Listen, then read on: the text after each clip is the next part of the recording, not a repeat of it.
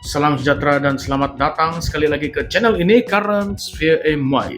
Pada video kali ini kita akan mengulas satu isu yang memang sangat panas dan yang sedang hangat dibincangkan bukan sahaja di kalangan ahli politik tetapi juga dalam kalangan rakyat biasa, yaitu isu Ambalat. Blok yang penuh kontroversi, kaya dengan minyak dan gas, tetapi kini sedang menjadi rebutan antara Malaysia dan juga Indonesia. Persoalannya sekarang, benarkah Malaysia tidak menyerahkan walau seinci pun wilayahnya? Atau adakah kita secara senyap-senyap mengorbankan kedaulatan demi pembangunan bersama? Mari kita bongkar semuanya dalam video kali ini. Pastikan Anda tonton sampai habis karena di ujung video nanti kita akan kupas, kita akan ulas satu perbincangan kontroversi yang akan membuatkan Anda berpikir dua kali. Baiklah, Pengerusi Perikatan Nasional Tan Sri Muhyiddin Yassin baru-baru ini tampil dengan kenyataan yang menggegarkan politik negara. Beliau menuntut penjelasan terbuka daripada Perdana Menteri Datuk Seri Anwar Ibrahim tentang apakah sebenarnya yang telah dipersetujui antara Malaysia dan Indonesia dalam rundingan isu Ambalat. Muhyiddin memetik kembali jawaban Anwar di Dewan Rakyat 2 tahun lalu, di mana Anwar memberi jaminan bahwa tidak ada seinci pun wilayah negara ini akan dikorbankan dalam isu Ambalat. Namun kini selepas pengumuman pada 27 Jun lepas bahwa kerajaan Malaysia bersetuju untuk melaksanakan perjanjian pembangunan bersama ataupun Joint Development Agreement ataupun JDA dengan Indonesia di kawasan tersebut, rakyat masih tertanya-tanya, apakah sebenarnya isi perjanjian itu? Adakah benar seperti yang dijanjikan, Malaysia tidak menyerahkan walau seinci pun wilayahnya? Apakah terma-terma dan syarat JDA ini? Dan yang paling penting, adakah ini akan melemahkan kedudukan Malaysia dalam tuntutan kedaulatan ke atas Ambalat? Muhyiddin turut mempersoalkan sama ada kerajaan negeri Sabah dirujuk terlebih dahulu sebelum perjanjian ini dimeterai. Ini kerana isu Ambalat melibatkan sempadan negeri Sabah. Maka wajar bagi kerajaan negeri diberikan tempat di dalam rundingan dan bukanlah diketepikan. Untuk konteks Anda, Blok Ambalat ialah kawasan yang telah lama menjadi pertikaian antara Malaysia dan Indonesia sejak tahun 1979. Ia terletak di pesisir timur Sabah dan dipercayai sangat kaya dengan minyak dan gas. Malaysia telah menuntut kawasan ini berdasarkan peta tahun 1979, manakala Indonesia juga mendakwa kawasan itu berdasarkan garis median. Ketegangan tentang kawasan ini bukanlah baru. Pada tahun 2005, pernah ada berlaku insiden di mana kapal perang kedua-dua negara nyaris bertembung di kawasan Ambalat. Indonesia ketika itu menganggap Malaysia menceroboh, manakala Malaysia mempertahankan haknya berdasarkan tuntutan peta. Kini dengan pengumuman pembangunan bersama, ramai yang tertanya-tanya. Adakah ini satu strategi diplomatik yang bijak ataupun satu bentuk pengiktirafan tersirat terhadap tuntutan Indonesia?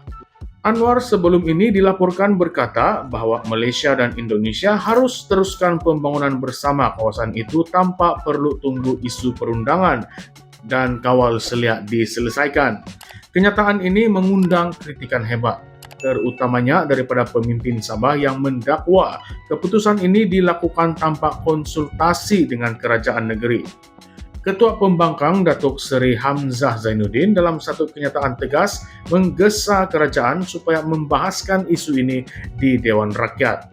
Beliau menyifatkan tindakan tergesa-gesa kerajaan dalam membuat keputusan boleh menjerumuskan kepentingan nasional dalam situasi yang samar. Perikatan Nasional juga menuntut dokumen perjanjian pembangunan bersama dan Treaty Sulawesi didedahkan kepada umum. Muhyiddin menekankan bahwa sebarang perjanjian seperti ini mesti berlandaskan prinsip undang-undang antarabangsa, khususnya Konvensyen Pertubuhan Bangsa-Bangsa Bersatu mengenai Undang-Undang Laut, dan tidak boleh dalam apa jua keadaan sekalipun dianggap sebagai penyerahan kedaulatan. Beliau turut mempersoalkan, adakah terdapat klausa yang membenarkan Malaysia menarik diri daripada perjanjian sekiranya haknya diketepikan? Adakah Sabah akan mendapat bahagian hasil ataupun hak mentadbir sumber tersebut? Atau adakah tindakan ini akan menguatkan tuntutan Indonesia melalui pengiktirafan tidak langsung? Muhyiddin Yassin mengakhiri kenyataan dengan peringatan bahwa sebarang tindakan dari tindakan hari ini boleh menjadi satu duluan berbahaya yang akan memberi kesan jangka panjang terhadap kedaulatan negara.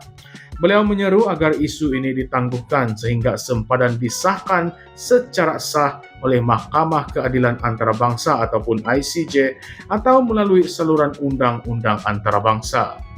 Baiklah, sekarang kita masuk ke segmen yang paling penting, yaitu segmen perbincangan kontroversi.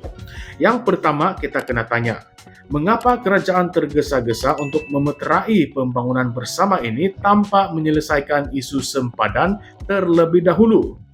Adakah ini satu strategi diplomatik untuk mengelakkan konfrontasi?